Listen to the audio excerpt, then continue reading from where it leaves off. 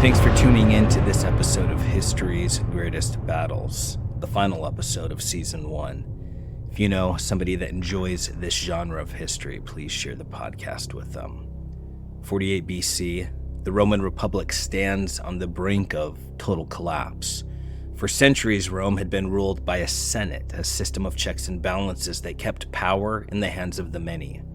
But now, decades of corruption, political violence, and civil war left the Republic fractured and weak. Two rival generals, each commanding the loyalty of vast armies, decided the fate of the known world on the plains of Greece. Legionaries were thrown into chaos and slaughter, their bodies broken, their screams silenced by the unrelenting roar of war. It was a battle that tore apart the corrupt Republic and gave rise to an empire. The consequences of this struggle would ripple through history, reshaping governance, law, and culture in ways that still define the modern world we live in. Caesar's victory here didn't just alter the power dynamics of his time. It set into motion the foundation for modern governance, modern law, and modern culture, which still defines the world today. Rome was not just an empire of the past. Rome is the blueprint. Its systems of law, citizenship, infrastructure, and governance became the cornerstone of Western civilization. Today's battle was the turning point that allowed Julius Caesar to seize control, dismantle a completely dysfunctional republic, and transform Rome into the centralized authority it needed to expand its influence globally. The echoes of that transformation are inescapable. The concept of centralized government, the codification of laws, even the structure of cities themselves, roads, aqueducts, and administration, owe their existence to the changes wrought by Caesar's consolidation of power. Far from being some terrible tyrant, Caesar saved the West. Let's now experience the Battle of Pharsalus. Welcome to History's Greatest Battles, Season 1, Episode 90, The Battle of Pharsalus, the 9th of August, 48 BC. Caesar's forces, 22 infantry and 1,000 cavalry. Pompey's forces, 45,000 infantry and 9,000 cavalry. With his victory, Caesar ascended to the apex of power, casting aside the fragile remnants of the Republic. Rome, once a city ruled by the collective will of its citizens, was now a vessel for one man's vision, a crucible of ambition that would shape the destiny of the Western world. This moment, born of blood and boldness, did not merely end a political system. It marked the beginning of an empire that would redefine civilization itself. In the turbulent years following the Punic Wars, Rome stood at the edge of monumental change, its old ways crumbling under the weight of newfound power. Politically, the Senate, once the heart of Rome's governance, now struggled under the sheer enormity of ruling foreign lands, their authority stretched thin and gasping for control. At the same time, Rome's economy twisted into something unrecognizable. The wars against Carthage had flooded the Republic with slaves, turning its landscape of small, independent farms into sprawling estates where landowners replaced proud peasants with shackled laborers. Displaced and desperate, the rural poor abandoned their fields for the crowded cities, choking public resources to the breaking point, while the wealthy fattened their coffers on the spoils of Rome's growing overseas trade. The backbone of Rome's once mighty Republican army, the steadfast farmer-soldier, was shattered. No longer did men fight to protect their land, for the land itself had been stripped from their hands. With the Senate faltering and the people adrift, the call for strong leadership grew louder, paving the way for the rise of dictators. The first to seize this mantle of power was Gaius Marius, a man of the people who shattered tradition by opening the army's ranks to city dwellers and even foreigners, a bold move that rewrote the rules of Roman warfare. This shift birthed a new reality. Soldiers swore their loyalty first to the general who enlisted them, and only second to the Republic. With this reformed force, Marius crushed the Gauls in 102 and 101 BC, and later stamped out a rebellion from Italian tribes seething with envy and resentment over Rome's greed. Though Marius commanded great power, he was eclipsed by Lucius Cornelius Sulla, who in 82 BC claimed the title of dictator in both name and reality. Sulla's bloody triumphs over the Parthians and the Samnite Republican coalition solidified his grip on Rome through both awe and terror. Despite his ruthless purges, Sulla's brief 3-year reign was marked by sweeping reforms that, paradoxically, made Rome's government more inclusive, at least in appearance. Though his system endured for nearly 20 years, it collapsed under the weight of infighting among the infamous triumvirate that followed. Following the Third Great Campaign against Parthia in the lands we now call Iran and Iraq, one man rose above the rest: Gnaeus Pompeius Magnus, otherwise known as Pompey the Great. A name spoken with both admiration and fear across the Republic. Like Marius and Sulla before him, Pompey sought to leverage his battlefield triumphs into unshakable political dominance. In 60 BC, Pompey joined forces with the wealthy Licinius Crassus and the ambitious Gaius Julius Caesar, forging the triumvirate, a coalition crafted to crush the defiance of Rome's most stubborn senators, led by the unyielding Porcius Cato. Fresh from a successful campaign in Spain, Caesar sought the consulship with backing from his partners. Marius desired land grants for his battle-worn veterans, while Crassus angled for tax reforms that would fill the coffers of his sprawling enterprises.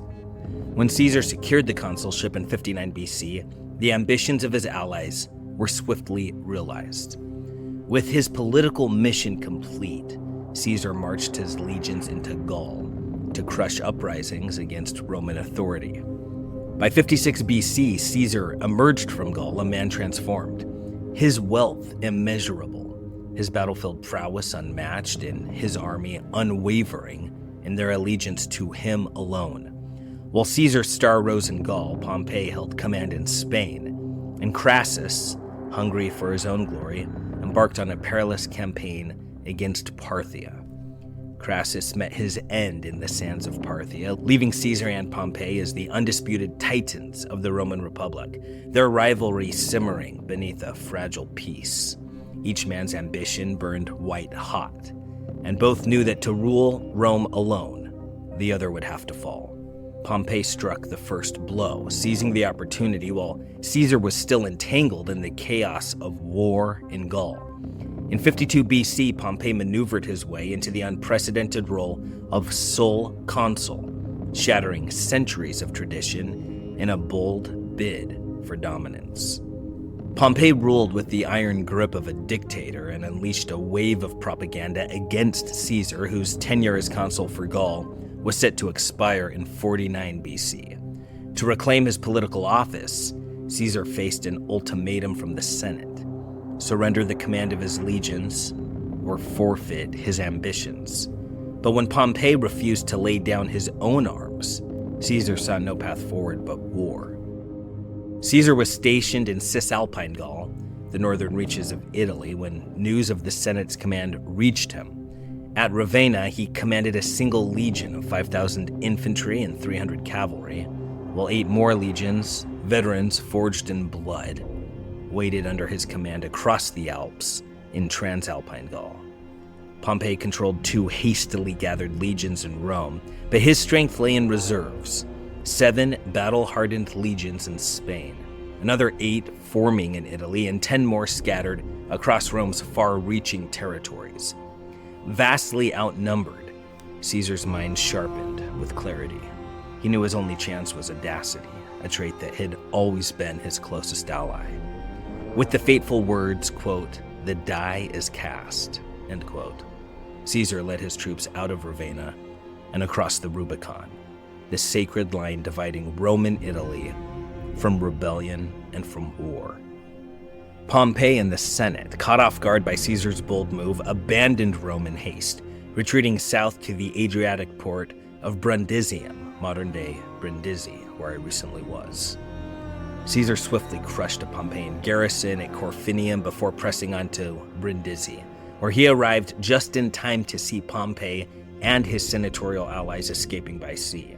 Choosing strategy over pursuit, Caesar tightened his grip on Corsica and Sardinia before setting sail for Spain to dismantle Pompey's forces there.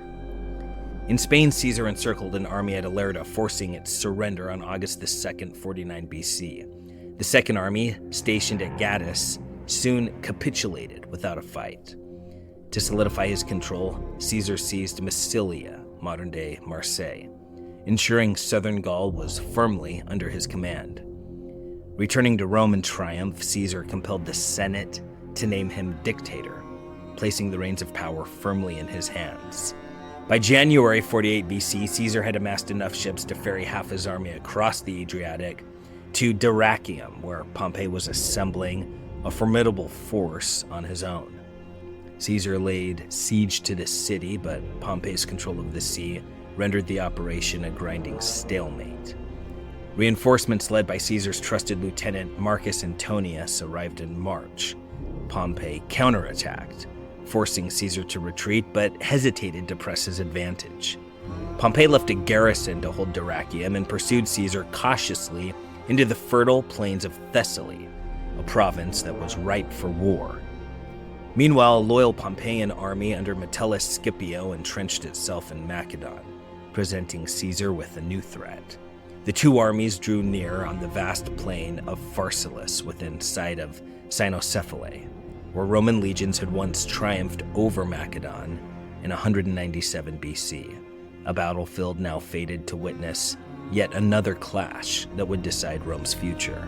The exact location of the battle remains a mystery, obscured by conflicting accounts from ancient chroniclers. Most agree, however, that it unfolded near the modern town of Pharsala.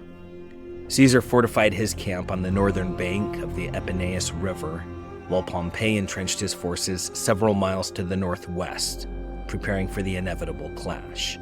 Day after day, the two armies formed their battle lines, testing each other's resolve, only to return to their camps as neither commander committed to an engagement.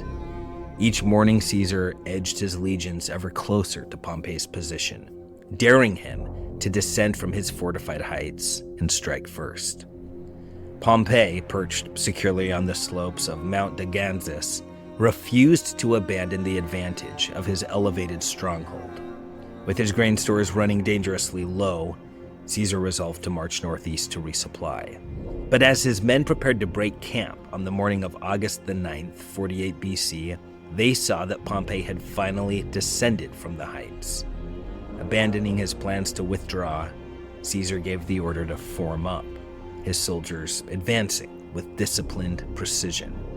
Pompey commanded a massive force of 11 legions, nearly 45,000 infantry, supported by 9,000 cavalry, an army that dwarfed Caesar's in sheer numbers.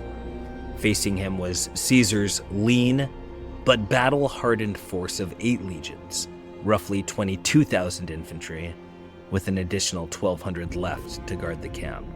Yet, as in so many battles, victory would hinge not on numbers, but on the caliber of leadership. Pompey, though a veteran of many campaigns, was weighed down by age and the meddling whispers of senators who crowded his command. Caesar, by contrast, ruled without rival. His men were bound to him by loyalty forged in the fires of 100 battles, trusting wholly in his skill and their own unmatched discipline. Pompey positioned 600 cavalry on his right flank, securing it against the natural barrier of the Epeneus River. His infantry spread out in an unbroken line, 3 cohorts deep, ready to grind Caesar's forces under their advance. To the left, Pompey positioned his archers and his slingers, shielded by his remaining cavalry, aiming to wheel around Caesar's flank and crush his army against the river. Caesar mirrored Pompey's formation with his legions, 3 cohorts deep, placing his smaller cavalry contingent on the right, positioned to confront Pompey's mounted troops. Anticipating, though, Pompey's strategy, Caesar concealed a reserve infantry unit behind his cavalry, angled outward and poised to counter the inevitable charge. Caesar initiated the battle with a calculated advance, sending his first 2 lines of infantry forward, but halting them midway across the plain to catch their breath, their disciplined ranks standing firm in the eerie silence. Pompey, expecting Caesar's soldiers to exhaust themselves by charging, had ordered his men to hold their ground. Instead, Caesar's legions paused, denying Pompey the advantage that he sought. With renewed strength, Caesar's legions surged forward, forcing Pompey's lines to advance and meet them in the brutal embrace of combat. As the front lines collided in a storm of shields and blades, Pompey unleashed his cavalry in a sweeping attack on Caesar's vulnerable flank. But Pompey's cavalry crashed headlong into Caesar's hidden reserve, where disciplined infantry held firm, throwing the attackers into disarray and driving them in full retreat toward the hills. With their cavalry shattered, Pompey's archers and slingers were left exposed, falling in waves beneath the relentless advance of Caesar's heavy infantry, or fleeing in desperation. With Pompey's flank laid bare, Caesar's reserve cohorts wheeled into the breach, tearing through the vulnerable side of Pompey's army like a blade through armor. In the face of disaster, Pompey's composure broke. He abandoned the battlefield, leaving his army to crumble into chaos without its commander. Caesar's legions surged forward, driving the broken remnants of Pompey's forces back to their camp, and once there, they stormed the defenses, overrunning and plundering everything in their path. Desperate and humiliated, Pompey leapt onto the nearest horse and fled into the countryside, but Caesar was quick to give chase. His relentless pursuit drove Pompey's army from their camp and up to a defenseless hilltop. Surrounded, starved, and parched, they laid down their arms the following morning. Not content with this victory, Caesar pressed onward to the town of Larissa, where Pompey had taken refuge. Fleeing for his life, Pompey boarded a ship bound for Egypt, seeking sanctuary from the young and calculating pharaoh, Ptolemy XII. Yet instead of safety, Pompey met betrayal. Fearing Caesar's wrath, Ptolemy sought to curry favor by presenting the conqueror with Pompey's severed head, a grim and ignoble end for the once mighty general, one which, it's speculated, Caesar mourned. Caesar's legions emerged from the fray victorious, cutting down approximately 6,000 of Pompey's men, while suffering a mere 1,200 losses themselves, a testament to their discipline and Caesar's genius. This triumph cemented Caesar's supremacy over Rome, but it was far from the end of his battles. Over the next 3 years, Caesar tirelessly crushed uprisings in Spain and northern Africa, all while extending Rome's dominion through campaigns in Egypt and Asia Minor, expanding the Republic's borders as never before. In March of 44 BC, Caesar's life was cut short by assassins, ending a rule that spanned 5 years, a reign in which he spent more time conquering abroad than governing in Rome. Caesar died as he had lived, with an indelible legacy of boundless energy and unparalleled vision, reshaping Rome to match the empire he dreamed it could be. Though the title of king remained taboo to Roman tradition, Caesar wielded the authority of a monarch, his power unquestioned and unrivaled. Declaring himself dictator for life, Caesar amassed titles that spanned every facet of Roman power. Tribune of the people, Pontifex Maximus, and the unchallenged arbiter of the Republic's destiny. Yet, within a month of proclaiming himself dictator for life, Caesar fell to the daggers of conspirators in the Senate, men who feared his ambition and the shadow of kingship that loomed over his rule, a path tread by Alexander before him and Augustus after. As dictator, Caesar dreamed on a scale the Senate never dared, envisioning an empire whose scope and cohesion would surpass anything the Republic had ever known. To bring his vision to life, Caesar swelled the ranks of the Senate with loyal appointees, crafting a governing body that would bend to his will. he shattered the old traditions by elevating men of the equestrian class and those from the farthest reaches of Italy, granting citizenship as a tool to unite the peninsula under the banner of loyalty to Rome. Caesar understood that loyalty was the glue of empire, and few incentives proved stronger than the rights and privileges that came with Roman citizenship. He dispatched colonists to the provinces and purged corrupt governors, laying the foundation for the deliberate spread of Roman culture across Europe, an imprint that would endure for centuries. Caesar reshaped Roman society with sweeping reforms that defied tradition, the most enduring of which was the Julian calendar, a system that outlasted even the Republic itself. A champion of the common people and a foe of entrenched aristocratic privilege, Caesar's populist stance earned him adoration from the masses and hatred from those who ultimately struck him down. With Caesar's brutal assassination, the Republic breathed its last, though no one dared to utter its death aloud. The age of autocratic rule began with Julius Caesar, its foundations laid in his bold consolidation of power. It was his adopted heir, Octavian, soon to be Augustus, who would solidify this new order and usher in an empire. Had Caesar fallen at Pharsalus, Pompey might have pursued the same path of dictatorship, but his age and declining vigor likely would have led to failure, leaving the Republic in turmoil.